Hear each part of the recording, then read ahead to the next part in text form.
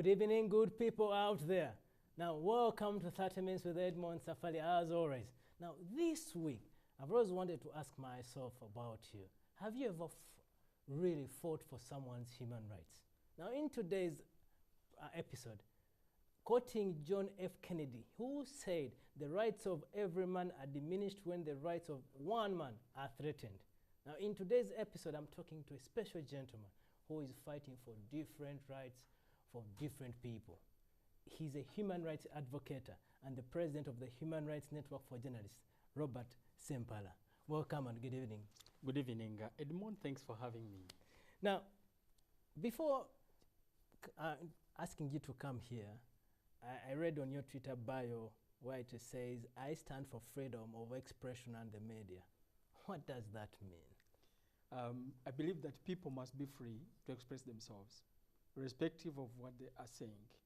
And they should also be free after expressing themselves. I believe it's a very key tenet of our democracy.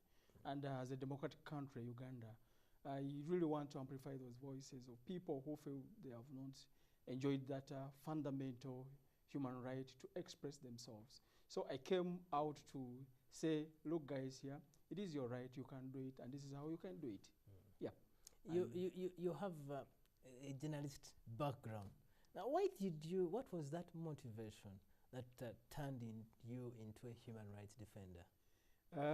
I really wanted to be either a lawyer or a journalist because the two almost play a complementary role. Yes. They actually work hand in hand. If you're a journalist, you find it very easier to trade as a lawyer. If you're a lawyer, you also find it very easier to trade as a journalist because you do a lot of investigations, you do a lot of reading, you're a jack of all trade, you practically belong everywhere. And having not got the target of becoming a lawyer, yes, here I am, I'm a journalist and I'm enjoying it. A journalist is the people's eyes and ears, and I really think we are in a very privileged position. You know, talking to everyone, listening to everyone, telling the world about situations, about personalities, about, projecting the future because the media shapes the agenda. I really feel that I could never have been in a better place than being a journalist after not being a lawyer. Now, and then you become a human rights defender. A human rights defender. Yeah. I believe that right at birth, you're born with so much as by the virtue of being human. Yeah. And somebody needs to place themselves in that space of, speaking or acting for and on behalf of others. Yeah. Because there's so many people out there that cannot really do it for themselves. They cannot know that they have these inherent rights. Yep. And if there were no human rights defenders, I do not know where the world would be. If there was no Martin Luther King to say, look here, we are blacks, but we have a stake in this country, we have a stake in these states, we have so much as well as, you are our brothers and sisters. That is how we have today Barack Hussein Obama, who is the president of the most powerful, actually the most powerful person, I think, on earth.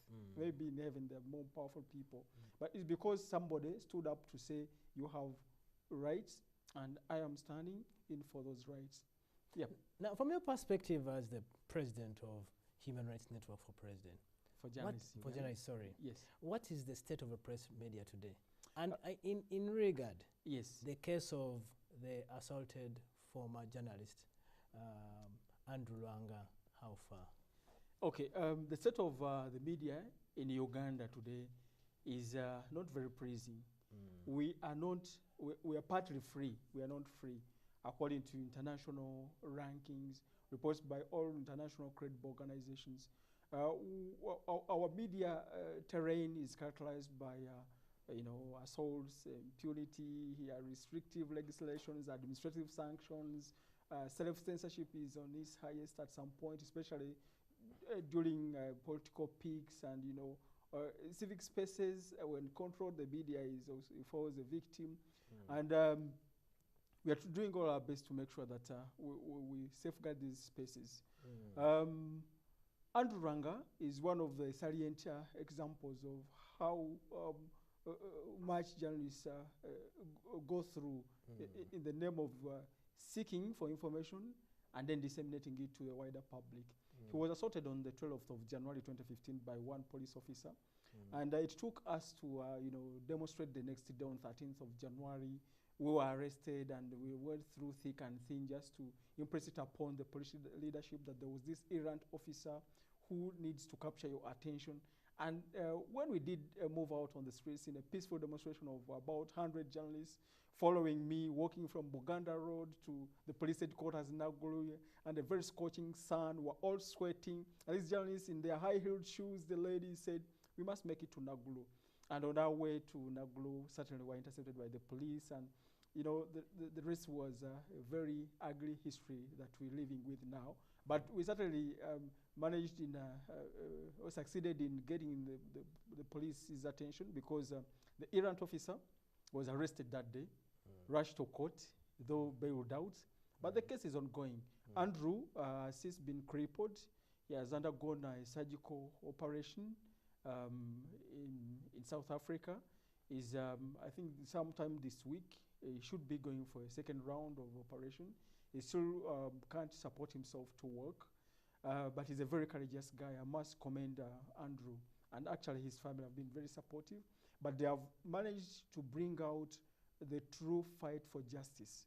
And these guys, sometimes you get to court and the presiding magistrate says, we are adjourning for no clear reasons. The guy gets down the stairs of Buganda Road Court. He says, Robert, I'm more energized to pursue justice in the name of the profession and the industry. But Andrew, I think it gives it all to all Ugandans and the media at large, because everyone else has stood by Andrew in so many ways. Members of the civil society have stood with him. Members of the media have stood with him. They have heard his stories. They have interviewed him about his plight. And he still wants to practice as a journalist after having gone all through this. So the media basically needs a lot of reforms around it. We need a lot of advocacy around the importance of the media in entrenching a democratic society. Media plays a very central but critical role in this world over. Uganda is not on an island. So we think the media should occupy its space very well and play its mandate. You have mentioned to us that, and you have really been arrested, taken to court. Yeah. Do you ever hate your oppressors? No, I don't hate them, because sometimes I think they do not know what they are doing. Sometimes they do not realize they're silencing a messenger who's going to be at their mercy the next day, with whom they are going to hobnob in the field, because these are normally police officers. They always invite us to cover them. They always want to do public relations stories. Sometimes when they do good things, they want to impress it upon the leadership that, look, I'm a DPC, I'm an RPC, I'm a police spokesperson, I'm a community liaison officer. I'm doing so much as to capture your attention for an elevation. So I do not hate them. What I do instead, and I have done that consistently, is to get their numbers, to know their offices, and walk in. Sometimes I don't announce my presidency. I walk in and say, look, this is the guy who you manhandled last time. Can you recognize me? Some don't even know me. They say, oh, so you're Ssempala? I say, yes, I am here. Then we develop some friendship. I have very close buddies within the police who even feel very bad when journalists are beaten by some errant police officers or the members of the community. And so this does not make me hate them, because when you hate someone in that position, you do not heal from the effects of the torture, of the beating, of so much. I must have reason to believe that there is a better tomorrow. And the only way to achieve that is by not holding back and saying, oh, I was hit with a baton on my head. I hate this profession. I do not hate it. I don't hate the guys. Hold on. And when we'll be back after that commercial break, we shall continue with the conversation. Stay tuned.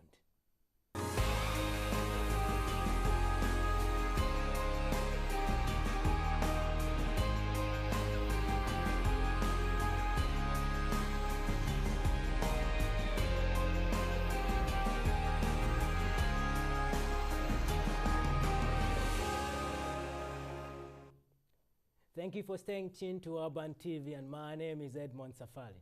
Now, I'm in a conversation with Mr. Robert Ssempala about the state of human rights in Uganda. Now, Mr. Robert, Yep. tell me about the challenges of being a human rights defender. The challenges are enormous, including being misunderstood by many as a critique of what they're doing. Many democracies do not want to associate with human rights defenders. They think they act for and on behalf of the opposition or the critical voices. Many human rights defenders are not defended. They stand in and defend others, but rarely do they get defended by anyone. They think they can do it all by themselves. And others think that we do not do this work out of passion. They think we're motivated by foreign agents. Many have openly said we are agents of the West, that some certain things do not rhythm well with our traditional African settings. So engaging in such a trade, you risk being misunderstood by so many. But the biggest challenge is many people think we have a lot of money. And you know what that means. Okay. You receive so many requests from so many people, so many of your fans. But at the end of the day, sometimes you never get to measure, the degree of your success. Because when you really stand in to advocate for other people's spaces, you never know how much they've benefited from it, because they won't all come back to you to say, when we watched you on TV, when we heard you on radio, when we read about you in the papers, this is how much you impacted us and changed our lives. So you never get to know. Sometimes you don't know whether you're overworking or you're too relaxed and you're not doing enough. But in a nutshell, being a human rights defender is a risky venture, not only in Africa, but across the globe. And you said Yep. earlier on, just now, Yep. that's a risky venture. How do you overcome? How you overcome is by mastering your trade very well. You must scan the environment and really know the friendly forces, the unfriendly forces. You do a stakeholder mapping. You study the risks involved in undertaking whatever actions you do. You also work in a group. You try to network with as many people as humanly possible, so as to spread the risk over so many people, because they won't all get arrested. They won't all get charged with one case. But also explaining to so many what it means for somebody to advocate for other people's plight. Yeah, so that they can understand and be on the same page with you. But you also want to turn your perceived enemies into your friends. That works very well. Meaning you do not have to create a distance. You keep close to them. Yeah, you pay courtesy calls to them. You say, what I'm about to do is just is nothing. Please do not feel threatened. The challenges are enormous, but you must really, really try to be at the top of the game. Lest you lose it. Yes. You're also trying to aspire to inspire so many before you expire. Because if you really get so many people wishing to act like you, to speak like you, to be in your privileged position at some point, you have so many supporters. And sometimes it's a game of numbers. Yes. And you can measure your success by how many people you get to inspire at the end of the day as a human rights defender. And you overcome many challenges under the successes you seem to score. And one of your friends are usually the courts of law. Yes. Now, based on that perspective with them, you have really interacted with them. Yeah. What is really lacking in the system, and what could be done about it? I think the courts have to write laws, that protect people's fundamental rights, because there are so many ways in which laws are made. Some are pronouncements by the president, some are through parliament, but the courts write laws through their judgments. They need to judge in favor of protecting the civic spaces and upholding people's fundamental rights. Yeah, that is to a fair degree missing, I must say. The other thing that is missing is expeditious handling of cases. There are times when unnecessary adjournments are perceived to be, preempting justice, because justice, the lawyers will tell you, must not be done, must be seen to be done, must not only be done, but must be seen To be done. to be done. Yes. People must get satisfied that this is a fair process. Whatever the verdict, they will abide by it. So I think that is also missing. The other one is being proactive. If a court session is not going to sit, why don't you call these people, tell them, look, we're not going to sit, don't waste your resources. It's on an adjournment, please, we can adjourn it for this time. Than you getting in the courtroom with your witnesses, with your everyone, with the journalists here that are interested in the matter, only to be told, guys, this matter has been adjourned to this date. And why didn't you call me? Why didn't you say the state attorney was missing? Why didn't you say somebody was missing today? I think that also needs to be, embraced. And the other, but very important, is how far courts can enforce their judgments. They do not have the army, they do not have guns, they don't have batons, they don't have these handcuffs, but they need to have a mechanism that will enforce the judgments, because sometimes they just look on, as supposed to say, this is a paper. Somebody, there's a time I saw somebody tearing down a court order in the presence of the cameras and so much, and he got away with it. And it was not even charged with the contempt of court. So they need to stamp their feet a little hard sometimes. Now, early this year, European Union recognized you and awarded you the Human Rights Defenders Award. How did it make you feel? I think that stands to be the best moment of my life. I don't know what is in the future. Maybe the future holds better ones. But as long as I live to date, standing before all the ambassadors, the head of the European Union Commission in this country, and other human rights defenders, members of the civil society, and the journalists, it was awarded to me at the residence of the Danish ambassador. I felt I was addressing the world when I was given time to say the winner for this year's Human Rights Defenders Award is Robert Ssempala. I couldn't believe myself actually stepping forward to the podium to give an acceptance speech. Was like, swearing in as president at that moment. And all of them were attentively listening, the ambassadors, and everybody else knew that I stood out among the so many. Among the so many who are excellent human rights defenders. And that meant that media was being projected very well before the wider communities, both locally and internationally. So and since that time, the terrain has never been the same. So does it add a little more pressure for you to achieve more? more? It comes with enormous pressure. Even people that time that used not to think of coming to me or to Human Rights Network for Journalists Uganda for services, for defense, for advice, are now all pouring into our offices. Actually, we have since realized that we have a very skeletal team to attend to all the services that are desired by so many. We have been across the country and we are widely received by so many because they know that we have the focus of the international community. The police this time around says it's becoming a little hard to contend with a situation where they have to battle with journalists because they know their issues are not ordinary issues.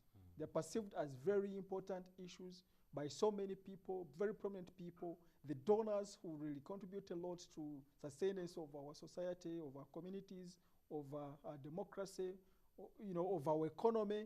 Said Robert Ssempala, speaking for and on behalf of the media, you've emerged the best human rights defender of the year.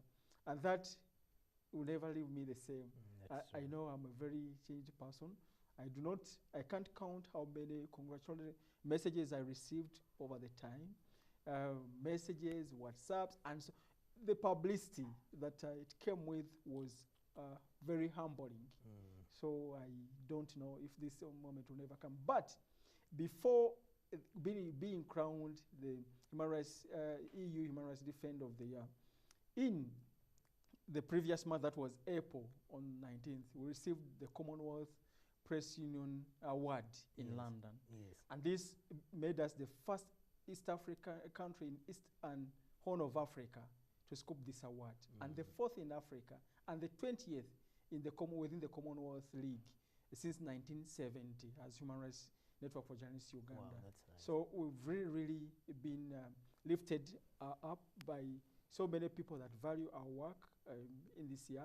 And that follows another victory, of course, by my former ED, Sebagala, in 2013, winning the same award.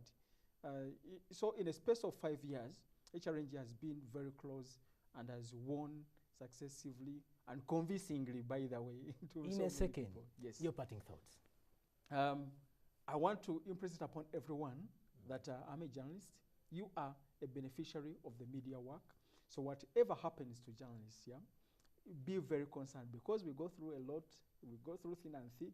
We brave the tear gas, the batons, because we want to fish out for information for you to make informed decisions, to be at the top of the world, to know whatever is happening within your communities, nationally, locally, and internationally. So you are equally concerned about what we go through. And I want to impress it upon Ugandans that they are the sole beneficiaries of the media work, and so they should be very concerned. Impress it upon everyone to secure our operating spaces. Thank you very much. And it's an honor talking to you one more time. Thank you very much, Edmond. It's been a pleasure being here. 30 minutes with you is like a whole day with you. Thank you very much. Thank you very now, much. it is a massive relief when I talk to some people like this who are fighting for the rest of others. Now, it is upon us to ensure that we advocate for human rights in every discipline. And of course, it doesn't matter whether you are benefiting it out of it or not, because at one given time, it will affect you. So that has been the highlight of this episode. Until next week, your coach, Edmond Ssempala.